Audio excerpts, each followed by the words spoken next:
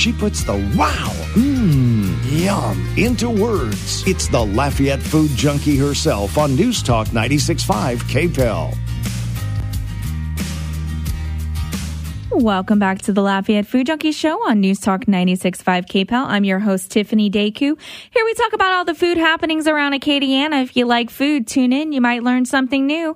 We are having spring-like weather. I went to the store today. Everyone's got all their patio stuff out. Everyone's getting their flower and gardens ready for the spring. It's nice. I'm enjoying the hotter weather before it gets too unbearably hot. Yeah, we went and bought a bunch of gardening tools the other day, but waiting for Louisiana's weather to get drunk again and just freak out. It'll freak out. It'll rain for like 30 days yeah, it'll be crazy.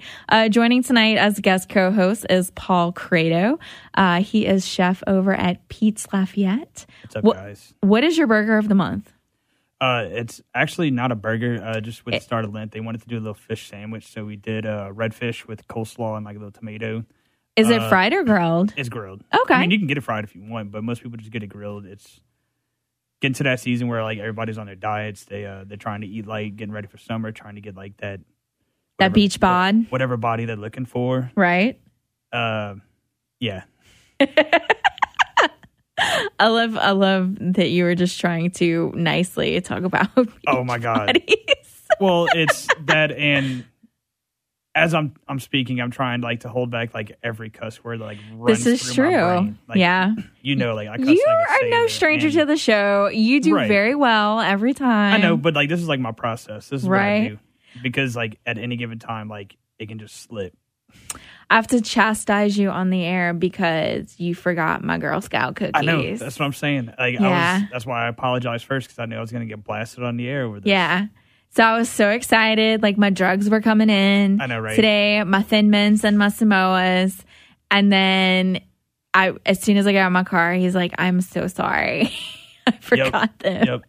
I mean, you got to get the devastating news out the way first. And from there, you can Do you know that a Girl Scout came to work 2 days ago and like I didn't buy cookies from her because I was like, I got cookies coming. Well, my niece, she thanks you. Yeah, I thank her for her delicious Girl Scout cookies. Oh yeah, I saw pictures of my brother with her at like a store selling. He didn't look happy. I know somebody was talking about how like Girl Scout season, you can't go to like Walmart or anywhere because the Girl Scouts are out there selling cookies and like you can't say no to them. Well, there's that. Not only that, they're relentless. They're smart. Like Girl Scouts.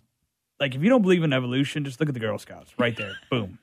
Back in the day, like 10 years ago, Girl Scouts trying to sell you cookies. You walk out, it's like, hey, you want some cookies? But like, no, I'm sorry, I don't have any cash, and you keep on walking. Now it's like, I got an ATM. You want to buy some cookies? There's an ATM. I don't have any cash. No, they pull out their iPhone, then they hook up the little credit card thing on it, and we like can just swipe swipe it here, and I'm like.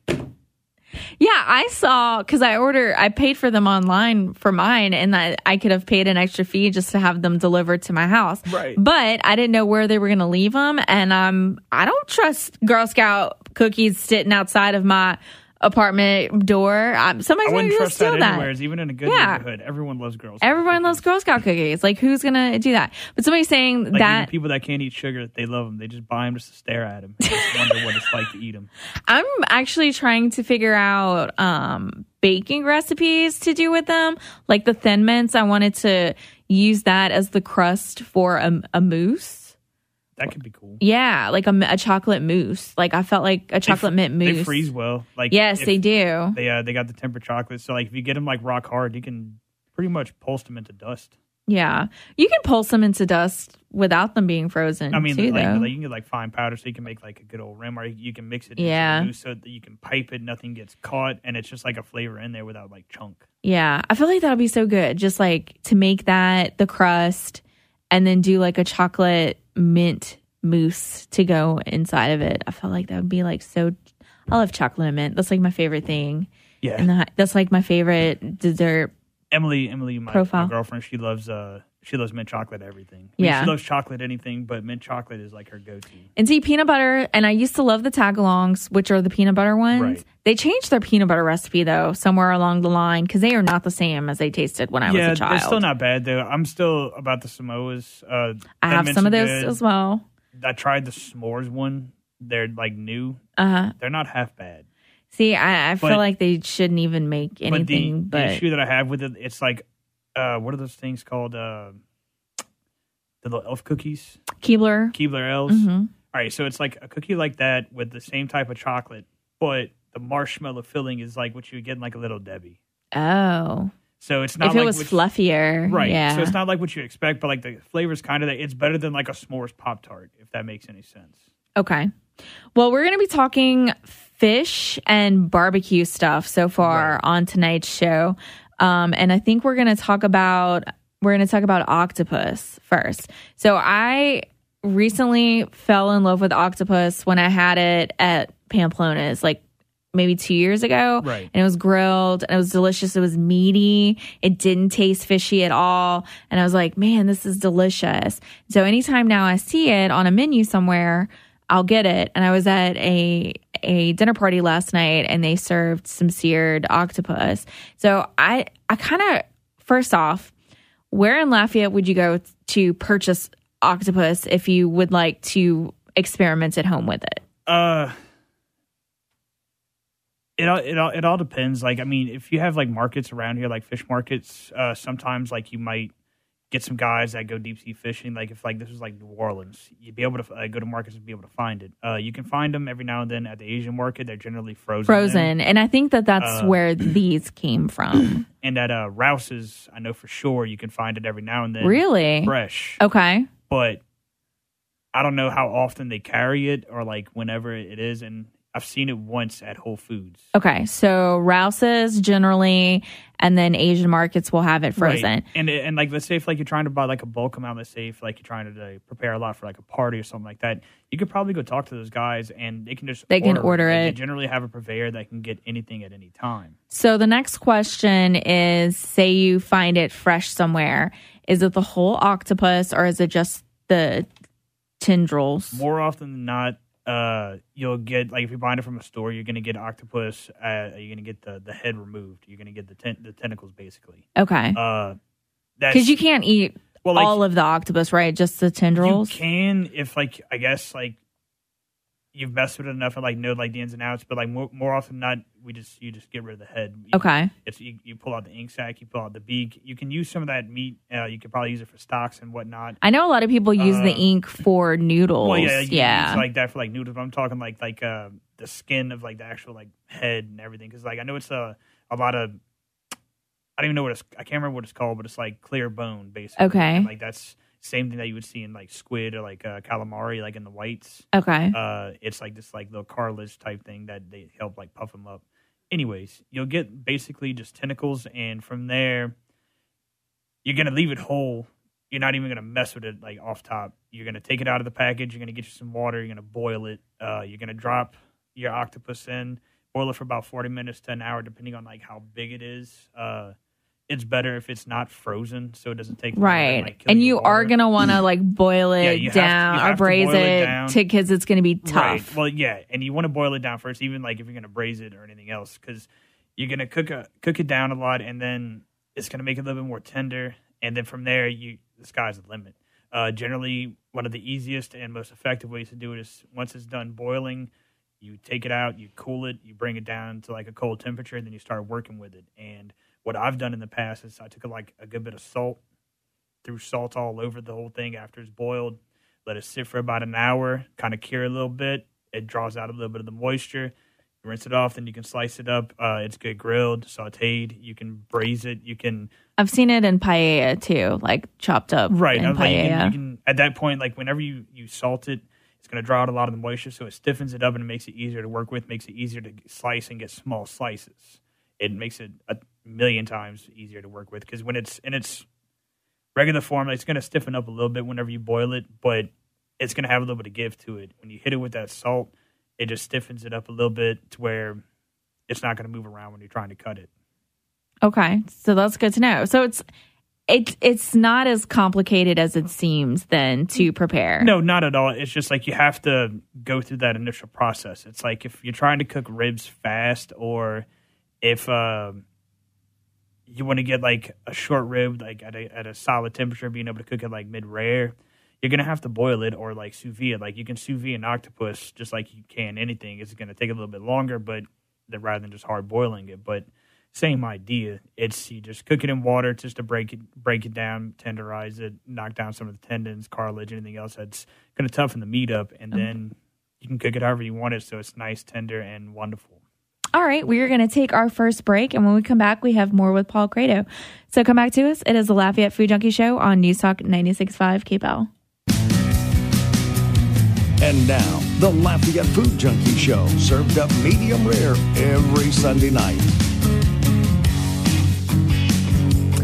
Welcome back to the Lafayette Food Junkie Show on News Talk 96.5 KPEL. I'm your host, Tiffany Deku, and joining tonight as guest co-host is Paul Krato. He is a chef over at Pete's Lafayette. You guys are always packed, I feel like, especially if there's a sports event going on. Bruh. That place does so much. Like, as far as, like, covers, I mean... People like a Pete's burger. Yeah. I mean, we sell, like, literally hundreds. Okay, wait. I haven't talked to you since I had the Boudin burger, right? Which was the best Boudin burger I've ever had because it was actually Boudin and not a burger that was like stuffed with Boudin that you really couldn't tell. Yeah, it was so delicious. What is your secret? You cannot tell me over the air. I can tell you because I don't know if it was okay. So it was a fried Boudin ball that was like smashed. Yeah. So like. Obviously, I'm not going to be able to buy or make Boudin at Pete's. Like, that's just not feasible for that place. So I went with the next best thing. And no, I didn't go to Best Stop.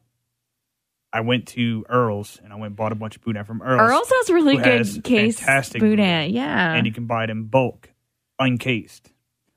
So... That is so good to know because I was thinking about the other day how I wanted to do a Boudin turkey roll, and I was trying to figure out how to get. That is so good to know. Right. Well, and here's the thing: what people don't know is that most places that sell Boudin sell it uncased, but you have to be specific with what you want. When you ask for uncased Boudin, you need to make sure it's not frozen.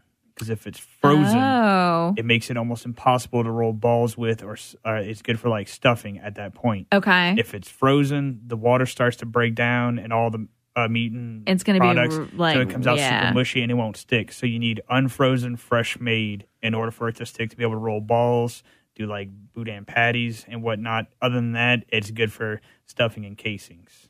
That is so good to know. So when you go and yeah, like, can you go any place and be like, I want Boudin uncased? Yeah, like if you're not going frozen. To, like, if you're going into any like meat market or any place that sells Boudin that makes it, or I mean, even if if they make it, then yeah. If you're going to like Champagne's or something like that, like, if they don't make it, it's generally like they buy it in bulk as already cased and they break it down and they weigh it on 5-pound packs or whatever. Gotcha. But if you're going to like Best Stop or Earl's or any place that produces their own Boudin, you would walk up to them like, hey, I would like 5 pounds of uncased Boudin, fresh, not frozen. And you have to be very specific because if you get the frozen stuff, even if it's been thawed, it's gonna be mushy. Destroyed. Okay, so. That is so good to know. Right. So that's what you use. So I used that, and then I made a glaze with honey, steam, whiskey. It was and mustard. Bacon, yeah, you had a mustard on there too. Added a little mustard on there as well, a little Creole mustard, and just simple like that. And I had it stuffed with pepper jack cheese too. It was so delicious. Like I was like, this is the first actual Boudin burger that I really like. Yeah, I sold a ton of them things. Yeah, they were delicious. So last Friday on KADN's morning show, they had Shucks of Abbeville come on to cook. Uh-huh. And let me say, I've talked about this in the past. Grits sometimes can be difficult to have taste good here. And they made a really good shrimp and grits. So the grits themselves were actually really seasoned well. Like if you know how to make grits, like if you learn like a good proper way to make grits, they're gonna be the best ever, and like people will love them. Like I make gangsta grits. Do you? Yeah. I've had your grits. You have, yeah. I make awesome grits. I make better eggs. I can. I make some eggs. So he did like shrimp and grits. He did like this shrimp-alaya or shuck-alaya, I think is what they call it. And so it's like a jambalaya kind of thing. And then he did this pizza that had this Alfredo sauce on it that was so good. Like the Alfredo sauce itself was delicious. I love pizza with white sauce on it. Yeah, that's what it was. It was like a pizza with a white sauce and had like grilled shrimp and then mozzarella cheese. But the thing that he was telling me is that they make their own sauces. And he had me try their horseradish, their remoulade sauce, which is the best remoulade sauce I have ever tasted, because when you eat it initially, it tastes like every other remoulade, and then you get a hit of horseradish at the end, which was so good. I was like, this is delicious. I want to drive to Abbeville now and go and get bottles of it. I got a good solid recipe for remoulade. Sauces are everything. Like, if you learn how to like make like some solid sauces, like you can amp up like any dish, especially like sandwiches, oysters, anything like seafood. It was so good. And then he had another one called like sassy sauce, which was this sweet and spicy sauce, which I feel like would be so good on octopus. Yeah. Like grilled octopus, like to have that on there. Grill your octopus, get that sauce, get it hot. Yeah. I feel like it would work really well with that. And then he was also telling me they sell like a cane vinegar vinaigrette, like that they do on their salads, and then just sugar cane vinegar, which I had never heard of before. You never heard of cane vinegar? I didn't. And were you? Yeah. Steens. The place that I was at last night had some, and then I saw it, but I was like, have you ever been to the Steens factory in Abbeville? I mean, a very long time ago. Like, all right. Apparently I'm behind with the cane vinegar. Let me tell you how important Steen's cane vinegar is to Louisiana. Okay. Hit me with some knowledge. About 4 years ago, they almost decided to take it off the shelves because it became a problem for them to make, and there was a huge shortage of it. And it was like bedlam. Like restaurants, everybody was freaking out because they no longer had Steen's cane vinegar. So they had to start taking Steen's syrup and cutting it in like rice wine vinegar or like apple cider vinegar and trying to make some sloppy version of it. Okay, so how do you use it in the restaurant? Because that's what I was trying to figure out how to cook with it. It's good in a ton of like reductions. Okay. It's good in gastric. It's fantastic in gastric. Okay, so almost like a balsamic vinegar is good for that. Same idea. Okay. It's good on salads as a vinaigrette, like in oil and vinegar, or even making like certain dressings. Like it just has a fantastic flavor, and we use it more often than people realize. Well, and whenever they were about to get rid of it, it was like utter chaos because everybody was like, we need this. Like we use it, and like there's no other substitute. So we're trying to make bastardized versions of it. Well, now you can go to Shucks and they make it. Well, I mean, Steen's kept it on the shelves because... Well, that's what I'm saying. If they decide they want to take it off the shelves again, you can go and get it at Chuck's in Abbeville. They can probably corner the market. Yeah. If they get on it right now. Okay, well, see, that's good to know because I had never heard of that before, and I was like, oh, that's really cool. And then I saw it last night, and I was like, okay, it apparently... comes in like an old school bottle with like a green label. Like it just looks like something you'd find at like a great grandma's house, like tucked away in a cabinet that's been there for like 30 years. Okay. Like it doesn't look like it's modern at all. Like it'd be invisible on a store shelf. I guarantee it. All right. And on that note, we're going to take another break. So come back to us. It is the Lafayette Food Junkie Show on News Talk 96.5 KPEL. And now we talk about food. It's the Lafayette Food Junkie Show on News Talk 96.5 KPEL. Welcome back to the Lafayette Food Junkie Show on News Talk 96.5 KPEL. I'm your host, Tiffany Deku, and joining tonight as guest co-host is Paul Krato. Okay, you sent me this story last week, and it's something that is not uncommon in the food industry. It happens quite a bit. Oh, yeah. And when it's caught, it's very costly.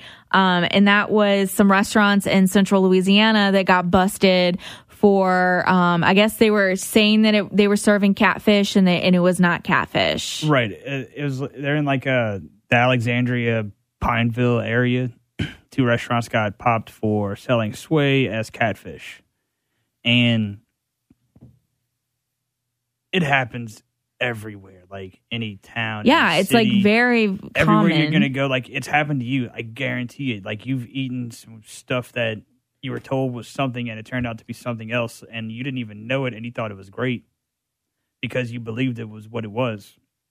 And that's fine that you enjoyed it, but at the end of the day, we as chefs and business owners, restaurateurs, or like, everyone, we have a responsibility if we handle food that if people are paying for this, they should be getting what they're paying for. We shouldn't be selling inferior products to people just to save a dime or $1 or something else like that. Like people deserve to get what they're paying for. So but people should be more aware of what they're eating as well. Like that's my question. How? I don't think I would be able to tell it wasn't catfish. Like how did they get busted basically? It can happen in many different ways. Like it can be a disgruntled employee that realizes that what they're doing is illegal, and like a lot of times, like they know what they're doing. They know it's illegal. You can bring it up to them, and they still won't care. It can be the Board of Health could walk in and notice that their menu says catfish, but they don't see catfish anywhere. As they see swai, which is something that's commonly substituted for okay, catfish. and I had never heard of this fish before, so tell us what swai is. It's like a little Asian trash fish that like bottom feeds and eats like really, really terrible stuff. It's like the worst version of tilapia. Okay. But it passes off as a catfish. It's dirt cheap, like cents on the dollar compared to catfish. And catfish is already cheap. Like you have to understand. Well, that's what I keep. I feel like catfish is not expensive. Catfish is dirt cheap. Okay. So, but also the catch-22 of it is that, especially around here, and like I'll be the first. Like I've seen it. I've been a part of it, and everyone that I know has partaken and done everything. We like food cheap. We like our food in huge amounts. We want as much as we can get for spending as little as possible. That's where this comes into play. If you have a problem, if you want a ton of catfish, but you want to pay like $6, $7 for it, that's leaving very, very little room for the restaurant to make money. So they need to figure out a way to do that. And the other way to do that is to substitute something cheaper and pass it off. Because 9 times out of 10, the guests are ignorant. They're not going to be able to tell the difference, and they're still going to pay for it, but you're going to make a little bit more, and they're going to be happy, and they're going to get what they're asking for. But at the end of the day, you're still giving them the wrong product. It's terrible. And okay, so we were talking about different situations, not just fish. So you were mentioning like potentially things could, like duck could be passed off. It could really be chicken, which I don't know how. Well, like if you're dealing, like let's say, like if you're talking about like smoked meats, you can pass off similar meats that are smoked if there's enough seasoning to discolor it. I mean, like you can't pass off chicken for beef, like it's not possible. But if you could pass off chicken for turkey if it was smoked, heavily seasoned, and you wouldn't be able to tell the difference if it was sliced thinly. If they were giving you like a whole leg, you'd obviously know. But if you're getting shredded meat, right, you wouldn't be able to tell the difference between smoked turkey and smoked chicken if the seasoning's right. And then I know a lot of times when it says turtle soup, it's not really turtle. Yeah, in the soup. It all depends on like where you're going. Like if you're gonna get turtle soup, you're generally gonna pay for it. Mm-hmm. Turtle has like a unique flavor, but the problem is that when you do turtle right, you can take that flavor out, and that's where you can substitute it for certain things. Right. But I will say this: I've worked for some restaurants that have done some dirty things, but any place that has ever served turtle soup, it's always been turtle. It's always been turtle soup. Somebody told me that they substitute the turtle for veal instead, which I thought was also expensive. Yeah. So I didn't see now, what... I can see, like, let's say if like you have turtle and like you just can't get it, then yeah, maybe like something like that, like a quick substitute just to put it in there just to keep it on. But that's the problem, is that we're afraid, like in our business, like we rely on the guest, and we try and, the guest is always right. We try and, adhere to the guest's will at all times, right or wrong. It doesn't matter. Like whatever they get is fine. And that becomes a problem in a sense, because it makes people not want to eat like 86 anything, or like let people know that they're out, because they don't want to disappoint anyone, right, to ruin their experience. But what's the lesser of two evils? You tell them, hi, I apologize. We're out of this. My purveyor can get any. We're very, very sorry. We have these other options for you. We can even give you the soup without the protein in it or something. Or, hi, here's your turtle soup that has a different protein in it, and you're not going to know aside from me telling you. If you don't feel bad about it, then that's on you, but like I can't do that. At least me. Right. I know a lot of people, they won't feel any type of way about it, but if I'm buying something, I want to get what I'm paying for. If I'm serving something to someone, they're going to get what they're paying for. Like that's the whole point of the job. That's why we do what we do. All right. So, I don't know as the consumer, like how you would be able to. They wouldn't know unless like they asked, and like you got like a server that, wasn't privy to, the differences or anything else like that. And there's a ton of different ways you can find out, but it's more just, it's good that this happened because like people need to be aware that this happens like at every day at a ton of restaurants that they eat. It could possibly be that one that is giving you some crap versus what you're paying for. Okay, good to know. We're going to talk about crawfish now. So have you had any crawfish yet? No. They're super tiny is what I keep being told. Yeah, no, my daddy, he's not fishing right now. Really? Yeah. Back in the day when we crawfish, like with my dad, like we did everything. Mm-hmm. We had a slaughterhouse, we crab, crawfish, shrimp, raised cattle, all that. The weather really, really affects how the crawfish grow, and the snap freezes that we were having has a lot of effect on how they're going to grow because they're going to go into like hibernation. They're going to think it's their time to start like going like into molting, or like they die off. They have like little babies. They never grow up like how they're supposed to. So when that happens and like you can start fishing again, they're not as big as they should be. So you end up with a bunch of little babies. And if like, let's say if you have a ton of ponds, what they'll do is, let's say if you have six crawfish ponds, 1 year you'll fish 3. The next year, you'll fish the other 3. Every year, you give them a rest. So it gives your crawfish a chance to grow up. On top of that, they'll do what they call is planting. They'll bring a bunch of baby crawfish in and put them in the dead ponds and let them grow in there. So if they plant them and they already have a bunch of small crawfish in it, and the weather happens and it freezes or it affects like how they grow, you're going to end up with seasons where they're going to catch a bunch of tiny ones because that's all they have. Gotcha. And this is a tiny one. Right. And it's not like they're going to try and handpick as many of the big ones as they can because the fishermen, they're going to get screwed on the prices because they're so tiny, and the people that are buying aren't going to pay for that. So they try and handpick the big ones and sell those to make a little bit of money so they can keep doing it. But it's like it sucks for like both parties because like the person ends up paying more to get the crawfish. It's not what they expected, but the fisherman is getting screwed because his crop is busted and he's not getting paid, so he's losing a lot of money, for lack of a better word. So during Lent, Hawk's Boil Up is starting again. They're doing like their little pop-up crawfish boil every Wednesday and Thursday at the Worst Beer Garden. Have you had Hawk's Boil Up before? No, I've never eaten at Hawk's. I've eaten at a few crawfish. I mean, I say a few. I've eaten at a lot of crawfish places. I just never made it out to Hawk's. My girlfriend's been there. She liked it. I love it. Like I'm not a big crawfish person, and I absolutely love it. Like I'm super excited for My this. My favorite crawfish places was actually Big John's Seafood in Erath. Okay. It's like, is it still around? I think it's still open. I think Mr. Garland and I think maybe his daughter Tony. I think they still kind of run it.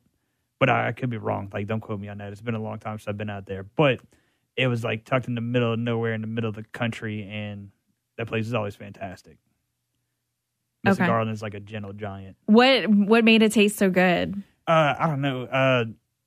He would steam the crawfish, I think, and he'd throw the seasoning on the outside like everyone else, but I think it was just like his boil because it wasn't like regular like fish fry or anything else like that. Like he had like some type of a mix, and like it was always good. And he had boiled potatoes, corn, mushrooms, onions. I love boiled onions. See, I think No Good Son's Barbecue and Boil is doing like a smoked crawfish. I think I saw that. I'm not 100% on it. But I was like, oh, that might be interesting to try. I mean, smoked lobster is good. Yeah, so they may be doing something. So like, I don't something see why like that. Bad. I can, like, if they would like split them, so it'd be easy to get the meat out, and like say you skewered them like a kebab, kind of rotisserie them, kind of. I'll look when we go to our next commercial break. I'll look to see if I can find where I thought I saw that, and I'll get some more information on that. But I saw that. That could be good. And then I also want to try Grayson's because they have like the Vietnamese style boiled crawfish with like the seasoning, like the thick seasoning on the outside of it. When they posted pictures a while back about it, like people kind of went nuts, like angry about it. I mean, here, but it's very popular in Houston. In Erath, a ton of people always season their crawfish, and they'll take them, they'll season them like in the water, then they'll take them out, they'll dump them in an igloo ice chest, dump a bunch of seasoning on them, and shake them up until they're all covered. And that's how they do it in Houston. Yeah, I mean, that's like the Vietnamese style crawfish. That's how they do. The way I've always seen it is as let's say you have people that don't like their crawfish spicy. So that would be me. I'm probably like a medium. So you can cook a single batch of crawfish that can please everybody off top. And then you can use the ice chest with the extra seasoning to shake them up, to heat them up a little bit more without ruining the whole batch for everybody. That's pretty much how it started. So everyone could enjoy, because like not everybody can handle all that heat at the same time. So when you start shaking them up, they're still going to have a little bit of water, and that seasoning is going to start penetrating. You just got to deal with the seasoning on the outside. And, yeah, it's aggravating because it makes you feel like it's gritty, it's sandy, but that's kind of how it started. It's just so, like that's the whole point of crawfish, is to eat with a whole mess of people. Right. And not everybody's going to enjoy it. Like, someone's going to I want my crawfish kind of bland. Some people are going to be like, I want to be sweating, snotting, like crying. I have to wear gloves or my face is going to be on fire, hot. And I'm pretty sure at the boil up, you only get it one way too. Like, I think that's how it comes, but it's clean. Yeah. Like, I mean, they're like, when so it's done clean. right, they're so tasty. It's that whole trying to please everybody thing that just makes everybody mad. Makes it a little too much for you. It's like, you're mad at me. Like, everyone's mad at me for trying to please all of y'all. My bad. All right, we are going to take another break, and when we come back, we have more with Paul Krato. So come back to us. It is the Lafayette Food Junkie Show on News Talk 96.5 KPEL. Hey, the best tasting radio show in all of South Louisiana. It's the Lafayette Food Junkie Show on News Talk 96.5 KPEL.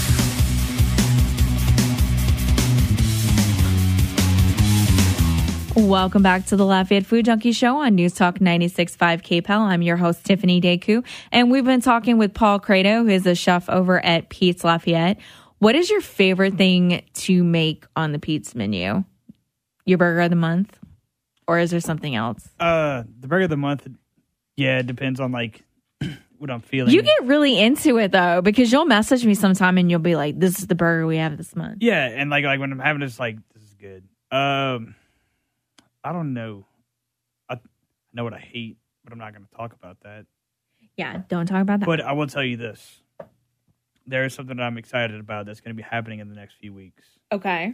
I'm going to be bringing tachos on the menu. Okay, tell the listeners who are not familiar with what that is, what it is, because I'm excited about this. So tachos, it's basically if you took nachos any type of way and they had a baby with tater tots. So instead of tortilla chips, you got fried, awesome tater tots. And what this is going to be pulled pork tachos. It's going to be a basket of fried tater tots topped with Gouda cheese, pulled pork, Memphis-style barbecue, jalapenos, green onions, a gangsta coleslaw. It's going to be like $6 or $7. When is that going to be on the menu? Can you please message me the day it goes on the menu? We're doing some changes right now to a couple of things to the menu design, and they're doing a couple other things to kind of give people a little bit like better options. Like they're putting like some burger options, like different types like that are just standard on the menu, just so it could be like quick fire and like, making a couple subtle changes. And that should be happening in the next few weeks. We were trying for the first, but we want to make sure when everything's right and like we have to get it printed and everything else. And then there might be a couple other things that might be happening. So it's in limbo, but I would say no later than 3 weeks. Okay. Just message me. We're bringing like sweet potato fries. We're going to start doing sweet potato fries. Okay. we're keeping our fries like the way they are. Like we already punched them, and the chips aren't going anywhere. It's like none of the staples are gone. We're just like kind of beefing it up, and changing making, like, the menu things a little bit. Cool. But the tacos are fire. I'm excited about that. I got we want to see how these do, but I got like 5 other versions that are equally awesome. Yeah. See, because I don't know how I feel about the coleslaw, but look, the rest of it sounded amazing. Let me tell you about this coleslaw. Okay. Convince me. All right. So when you think coleslaw, you think like the stuff you get at Cane's. Yeah. Or like the stuff you got in like a cafeteria when you were like 7 and it's like this. So is it mayo based or is it vinegar based? It's actually, it's a whole thing. It's a whole other ball game. So what it is it's like Napa cabbage with like some carrots, onions, milk, vinegar, a little bit of mayo, different types of seasoning, some black pepper, celery seed. Okay. And a couple other little things that I cannot discuss over this airway. But I guarantee you it is the best coleslaw ever. Okay. Well, I will hold you to those words. Take the coleslaw that you know and love. The coleslaw challenge. And like hit it with a bomb. Okay. It's not going to exist anymore after this. You were talking of this coleslaw. I'm telling you, bro. All right. We're going to check it out and see. It was recently announced. Okay, so one of the biggest questions that I always get asked from people that move here from out of town is, where can I get a good bagel in Lafayette? And I say, sorry, you can't, because we don't have bagels here. Albertsons.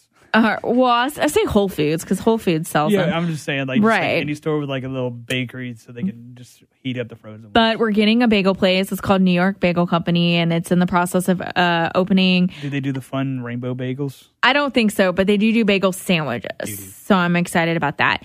And it was also announced this past week that Rev Coffee was going to be partnering with them. And so you're going to be able to get Rev Coffee inside of that New York bagel location, which some people are happy about. And some people wish that we had other local coffee shop options here in town. Rev Coffee is basically the Starbucks of Lafayette. And some people want other options. So what do you think about that? I mean, it's always good to have other options and like let people do the thing, but at the same time, I like Rev Coffee, so it doesn't bother me. I like Rev Coffee. I have no problem with it. But as far as like having like other things, like, you know, people doing something slightly different or whatever, like I'm all for that. But at the end of the day, it's hard to start a business, especially in this state. Yeah, and I mean they've been very successful. They're about to go to Baton Rouge. Like you need like some type of capital. It's everybody wants small business. But corporations make it next to impossible for people to start without a ton of capital. Mm-hmm. So if you want more small business, stop supporting the corporations. It might make it easier for the guy to step up and open up a small-time coffee shop with something that, you know, hasn't been done before. But no, we want our Starbucks. Well, okay. I'm going to say that I like the convenience factor of going through a Starbucks drive-thru. Yeah, no. But if there was a locally one that was close to me on my way to work, like I would hit up the drive-thru of that. Like, I'm not knocking like the corporations in a sense of like they shouldn't be used at all. And Starbucks pays their employees very well. Yeah. And they are so happy every time I speak to them on that, to the point that I'm like, I really want whatever coffee that you had this morning. Right. I mean, I'm sure they're amped up on espresso, but I mean, what I'm saying is like, it's the local places, they'd be nice. It'd be nice if we didn't have so much corporate places, and I'm not saying that we shouldn't use them like for what they're worth, but do you really need like 15 Starbucks in one city?